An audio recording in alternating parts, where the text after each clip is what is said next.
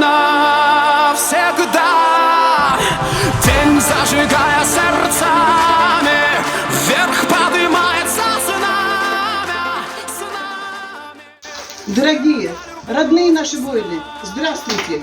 Примите привет от нас, серебряных волонтеров города Аркадака. Сегодня мы с большой любовью посылаем вам посылки. Называется «Костер в кармане». Для того, чтобы вы согревались в трудную минуту.